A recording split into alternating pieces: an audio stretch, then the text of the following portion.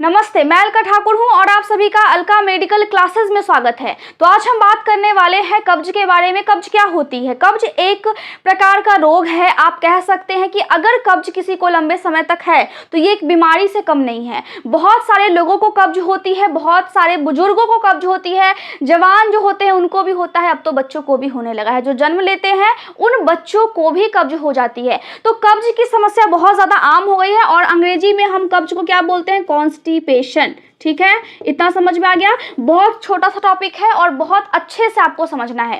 कब्ज क्यों हो जाता है? जिसमें सबसे पहला कारण क्या है? आप पानी बहुत कम पीते हैं, इसीलिए कब्ज हो जाता है। अगर आपको जिम जाना है, बॉडी बनानी है, तो क्या होता है? तो हम जानते हैं कि वहां पे आपको बहुत सारे सप्लीमेंट्स दिए जाते हैं जिससे आपका बॉडी बन जाता है। बहुत सारे आपके प्रोटीन के सप्लीमेंट्स भी होते हैं, लेकिन आपको एक चीज कहा जाता है कि अगर आप प्रोटीन को लेते हैं आप अपने बॉडी में, तो फिर आपको पानी भी बहुत ज़्यादा पीना है, क्योंकि मसल बनाने के लिए जो जिम जाते हैं, जो बॉडी बिल्डर होते हैं, वो प्रोटीन शेक लेते हैं, अपने डाइट में प्रोटीन सप्लीमेंट्स को शामिल करते हैं, प्रोटीन जिसमें होती है वो चीज़ें वो खाते हैं। लेकिन साथ ही अगर वो पानी की मात्रा को कम कर देंगे या फिर कम पानी पिएंगे तो उनका बॉडी बनेगा ही नहीं। तो आप समझ सकते हैं कि पानी कितना ज़्यादा इंपॉर्टेंट है। दूसरा क्या है? एज। जो बुजुर्ग होते हैं, जिनका उम्र ज़्यादा हो गया है, उनको कब्ज की समस्या बहुत ज़्यादा रहती है। ठीक है, मेडिसिन, बहुत सारी दवाइयां ऐसी है जैसे कि पेन किलर हो गया। अब क्या होता है, सर में हल्का सा दर्द हुआ और जाकर के हम पेन किलर खरीद लेते हैं, खा लेते हैं।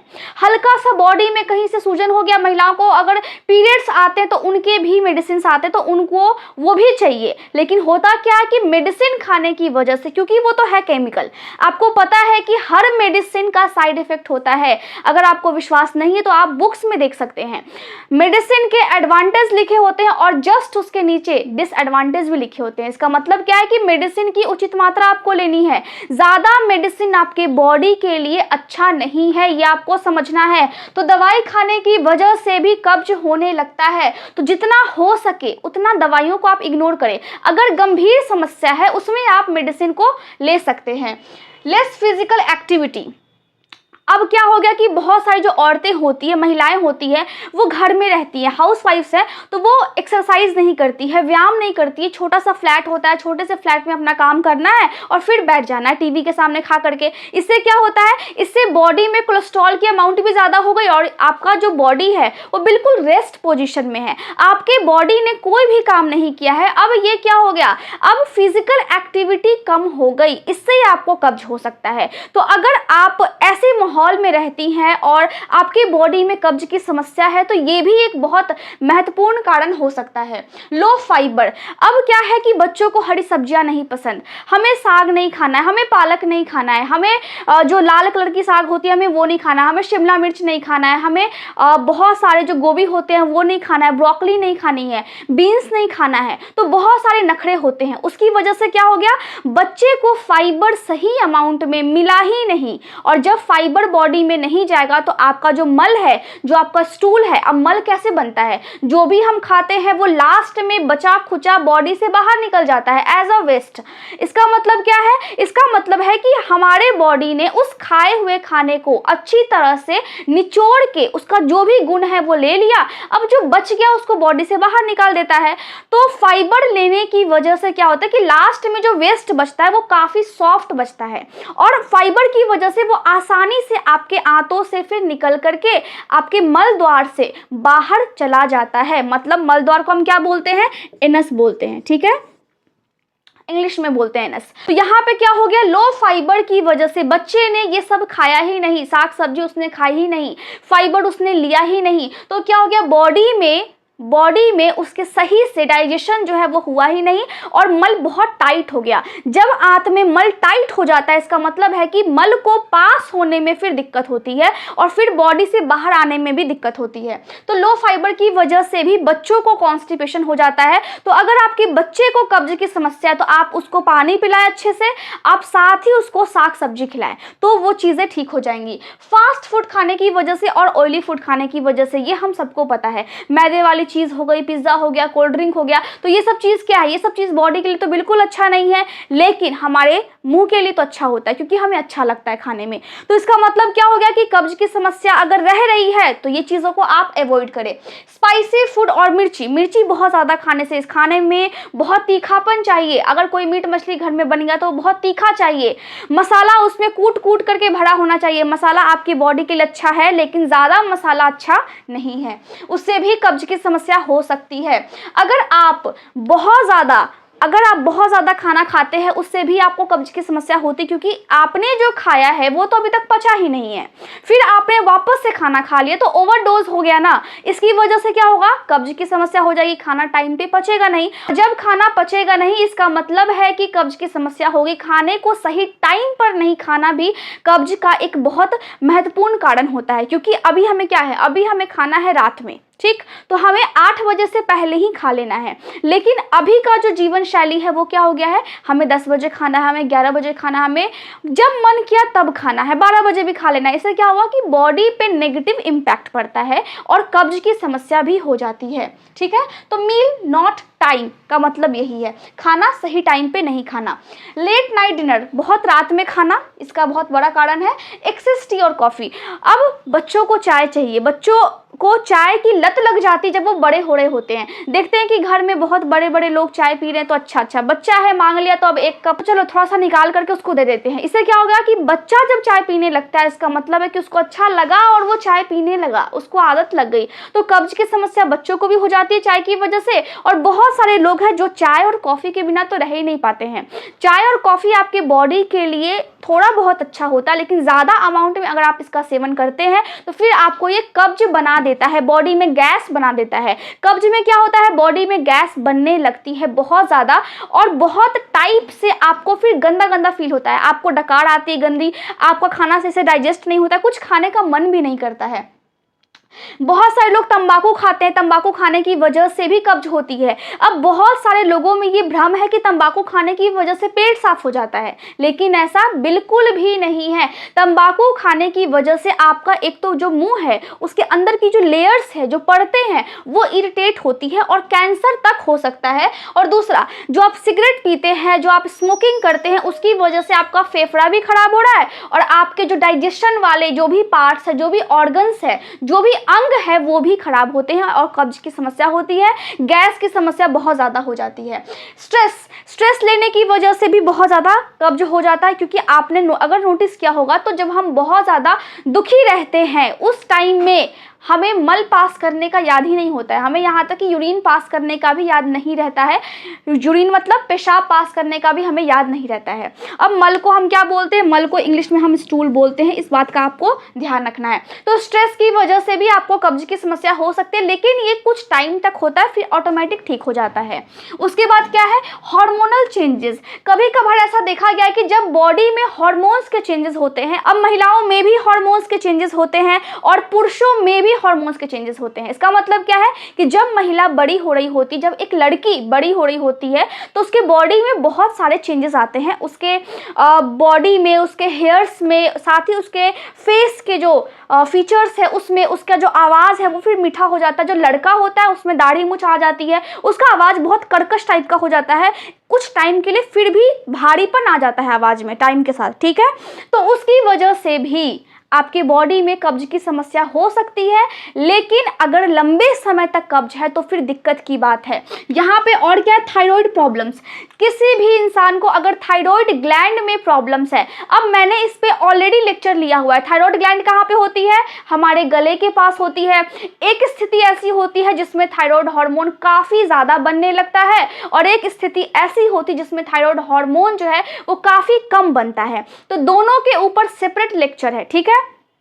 किस लिए होता है, क्यों होता है, आपको क्या मेडिसिन खानी है, सब कुछ मैंने बताया है। लेकिन यहाँ पे समझने वाला ये बात है कि अगर किसी को थायराइड ग्लैंड में दिक्कत है तो फिर आपको कब्ज की समस्या हो सकती है। पेन किलर, जैसा कि आपको मैंने बताया कि जब आप दवाई लेते हैं, जब आपको दर्द होता है बॉडी में तो आप पेन किलर ले लेते हैं। जब आपके सर में दर्द है, कुछ भी हो गया तो आप ले लेते हैं मेडिसिन, सिंपल सी बात है। लेकिन उससे भी आपको कब्ज की समस्या होती है। जब आप टाइम पे सोते नहीं है, रात तक जब आप देर तक जगते हैं। टाइम पे नहीं सोना भी कब्ज का एक बहुत बड़ा कारण है, ठीक है। यहाँ पे हम इसको बोलते हैं इंसोम्निया, जिसमें एक ऐसी डिजीज कंडीशन होती है जिसमें पेशेंट को नींद ही नहीं आता है, उस कंडीशन को हम बोलते हैं इंसोम्निया। तो जब वैसे बीमारी भी होती है तब भी आपको कब्ज हो सकता है और होता है। अल्कोहल, शराब पीने की वजह से कब्ज हो सकता है। साथ में अगर आपके बॉडी में कैल्शियम और पोटेशियम की कमी है, बॉडी में बहुत सारी चीजें होती हैं, आपके बॉडी में कैल्शियम भी उचित मात्रा में होना चाहिए और आपके बॉडी में पोटेशियम भी उचित मात्रा में होना चाहिए, लेकिन आपके बॉडी में इन दोनों की कमी हो गई है तो क्या होगा, तो फिर कब्ज हो जाएगा। ये समझ में आ गया। चलिए अब हम आगे बढ़ते हैं। अगर आप बहुत ज़्यादा मीट खाते हैं तो मीट की अमाउंट अगर आप ज़्यादा लेते हैं अपने बॉडी में, उससे भी कब्ज की समस्या हो जाती है, ठीक है। यहाँ पे क्या हमने देखा कि कब्ज जब होता है तो क्यों हो जाता है। अब लेकिन मुझे कब्ज हो गया तो अब मैं क्या फील करूंगी, कैसा मुझे फील होगा, अब गंदा ही फील होगा ना। तो यहाँ पे देखिए, सबसे पहले गैस प्रॉब्लम, बॉडी में बहुत ज़्यादा गैस बनने लगता है। अब यहाँ पे दो कंडीशंस आते हैं, दो कंडीशन मतलब जो कॉन्स्टिपेशन है इसके दो प्रकार होते हैं, दो तरीके से आपको गैस बनता है, दो तरीके से आपका जो मल है वो बॉडी के बाहर नहीं जा पाता है। अब वो दोनों तरीका कौन सा है, पहला जो होता है वो होता है सीरियस कॉन्स्टिपेशन। पहला क्या होता है, सीरियस कॉन्स्टिपेशन, ठीक है, कॉन्स्टिपेशन। और दूसरा क्या होता है, क्रॉनिक कॉन्स्टिपेशन, ठीक है। चलिए इतना समझ में आ गया। अब देखिए, सीरियस मतलब नाम से ही आपको पता लग रहा है सीरियस, इसका मतलब क्या हुआ कि बॉडी में कब्ज की समस्या है, आपके आंत में जो वो मल है वो बहुत टाइट हो गया है और ना मल पास होता है ना गैस पास होती है, लेकिन आपको बहुत अजीब फील होता है, ऐसा लगता है जैसे कि आपका पेट बहुत भरा भरा सा है, आपको खाने की इच्छा नहीं हो रही है, आपको उल्टी करने का मन करता है, आपको कुछ भी देख करके अजीब सा होता है, मतलब मूड आपके स्विंग्स होते रहते हैं, सर में आपके दर्द रहता है, तो उसको हम बोलते हैं सीरियस कॉन्स्टिपेशन, जिसमें ना मल बाहर निकलता है बॉडी के और ना ही गैस निकलती है। दूसरा क्या होता है, क्रॉनिक कॉन्स्टिपेशन, जिसमें क्या होता है कि लंबे समय से आपको दिक्कत है, लंबे समय से आपको कब्ज की समस्या है, जिसमें आपका मल पास होता है लेकिन काफी कम अमाउंट में। इसका मतलब है कि जब आप मल पास कर लेते हैं, मल पास करने के बाद ऐसा फील होता है कि मैंने सही से मल पास नहीं किया, तो सेटिस्फैक्शन नहीं होती है, तो उस टाइम को हम बोलते हैं, उस स्थिति को हम बोलते हैं क्रॉनिक कॉन्स्टिपेशन। समझ में आ गया। चलिए अब हम यहाँ पे देखते हैं कि ब्लोटिंग की समस्या होती है। मतलब क्या होता है, ब्लोटिंग का मतलब होता है कि पेट आपका फूला फूला सा लगना, पेट फूल जाता है उसमें, ठीक है।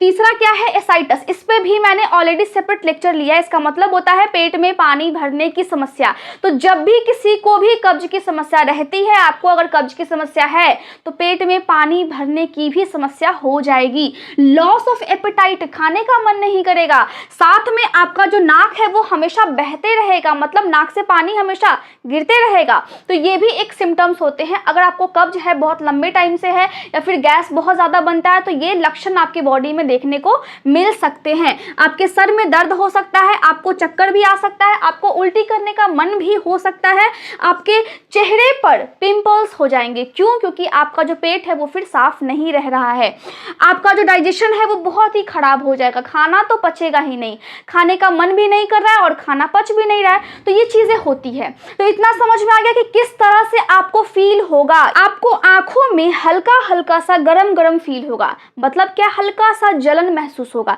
जब आप अपनी आंखें बंद करेंगे तो आपको महसूस होगा कि मेरी आंखें हल्की हल्की सी जल रही है। तो ये भी कब्ज का एक लक्षण होता है। अगर आपको फील होता है तो आप समझ जाइए कि आपके पेट में अगर गैस बनता है और ये लक्षण आ रहा है, इसका मतलब है कि कब्ज की समस्या है, कॉन्स्टिपेशन है। याद रखना है। अब कॉन्स्टिपेशन में जो बहुत सारे लोग होते हैं जिनको क्रॉनिक कॉन्स्टिपेशन होता है, जब वो मल को पास करते हैं, स्टूल को पास करने के टाइम में बहुत ज्यादा प्रेशर लगाते हैं, जिसकी वजह से जो आपका एनस है, जहां से आप मल पास करते हैं, वहां पे इन्फ्लामेशन हो जाती है। इन्फ्लामेशन का मतलब क्या हुआ, वहां पे सूजन हो जाती है और उसके बाद फिर बवासीर हो जाता है। आपको वहां की जो नसें हैं फिर वो फट जाती है, स्किन फट जाती है और वहां से फिर ब्लीडिंग होने लगती है। तो इन सब बातों का भी आपको ध्यान रखना है। अगर लंबे टाइम से कॉन्स्टिपेशन है तो फिर आपको जाना है डॉक्टर के पास, ठीक है। इसके अलावा मैं अभी आपको बताऊंगी कि आप घर में रह के क्या क्या चीजें कर सकते हैं जिनकी वजह से आप अपने कब्ज से निजात पा सकते हैं। सकते हैं। यहाँ पे क्या हो गया, आपको कमजोरी भी महसूस हो रही है और साथ में जब किसी को कब्ज की समस्या होती है और वो कब्ज जो है वो लंबे समय से है, मतलब कि अभी 1 महीना हो गया, 2 महीना हो गया, आप देख रहे हैं, सोच रहे हैं क्या हो गया, लेकिन कब्ज है, आपको पता नहीं लग रहा है, तो आप अपने जीभ को देख सकते हैं। आपका जीभ हल्का सा व्हाइट कलर का हो जाएगा ऊपर में। जब आप अपने जीभ को बाहर निकालेंगे तो आपका जीभ ऊपर से व्हाइट कलर का दिखेगा, साथ में वो हल्का सा ग्रे कलर का भी दिख सकता है, मतलब मटमैला कलर का दिख सकता है आपको। आपके कमर में दर्द होगा जब आपको कब्ज की समस्या होगी, और महिलाएं खास तौर पर ध्यान दें क्योंकि आपके कमर में भी दर्द हो सकती है। तो दर्द आपको 2 प्रकार की होती है, एक पीरियड्स के टाइम में और एक जब आपको कब्ज हो जाता है उस टाइम में, तो दोनों में आपको अंतर समझना है। इसके अलावा अगर किसी को कब्ज है तो उनको मुंह में बहुत ज़्यादा छाले निकलने लगते हैं, मुंह में व्हाइट सा अल्सर्स भी हो सकता है बड़ा सा।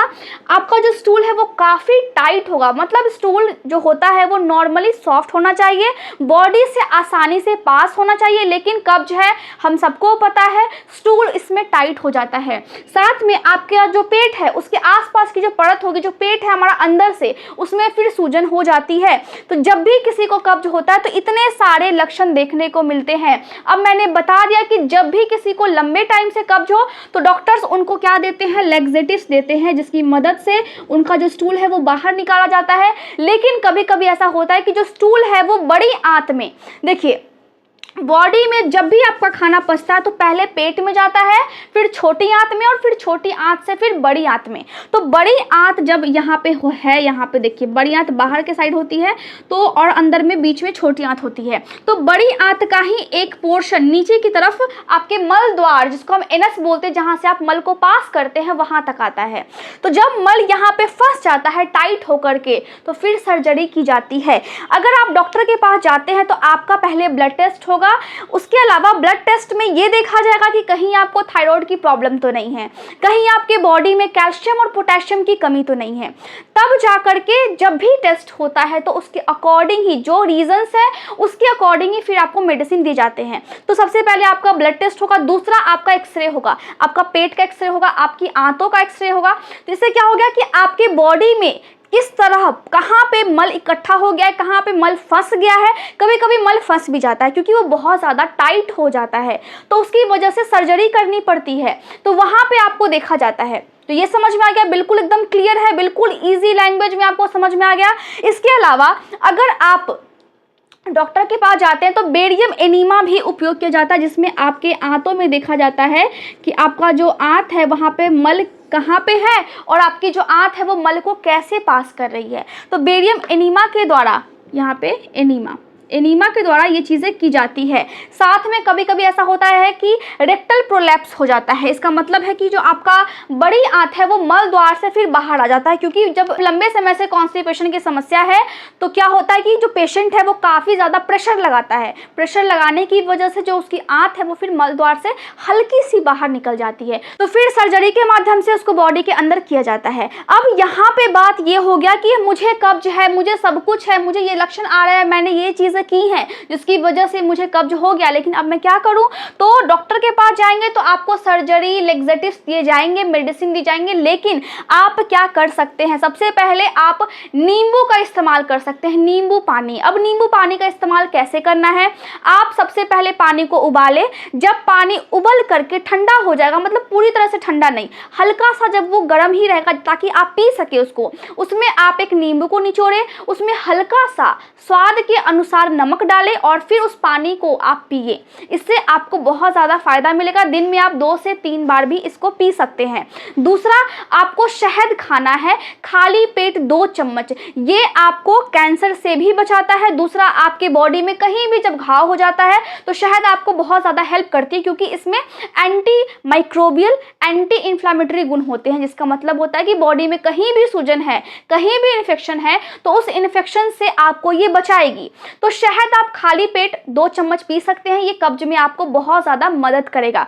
तीसरा, आपको अमरूद खाना है। अमरूद में विटामिन सी होता है और अमरूद का जो बीज होता है वो कब्ज के लिए बहुत ज़्यादा फायदेमंद है। तो अमरूद खा करके, अमरूद काला नमक के साथ आप खा सकते हैं। इसको खाने के बाद और उसके बीज को अच्छे से चबा चबा करके खाइए, ताकि आपके बॉडी में जो भी कब्ज की समस्या है वो ठीक हो सके। लेकिन अगर किसी को लंबे समय से कब्ज है, बहुत ज़्यादा मल एकदम बॉडी में एकदम टाइट हो गया है, अब पास हो ही नहीं रहा है, तो उस कंडीशन में तो आपको फिर डॉक्टर के पास जाना पड़ेगा। लेकिन आपको थोड़े टाइम से कब्ज है तो फिर आप अमरूद खा सकते हैं और इसको अच्छे से चबा चबा करके खाइए, ये आपके लिए बहुत ज़्यादा फायदेमंद है। पपीता आप खा सकते हैं क्योंकि इसमें पेपेन होता है और ये क्या करती है, ये इसमें एंटीऑक्सीडेंट का काम करती है जो आपके बॉडी में होने वाली बीमारियों से आपको बचाती है, साथ में कब्ज में बहुत ज़्यादा हेल्प करती है। अब सवाल यह आता है कि पपीता को हम कच्चा खाएं या फिर पका हुआ खाएं। दोनों आपके लिए बहुत ज़्यादा फायदेमंद है, आप दोनों रूपों में खा सकते हैं पपीता को।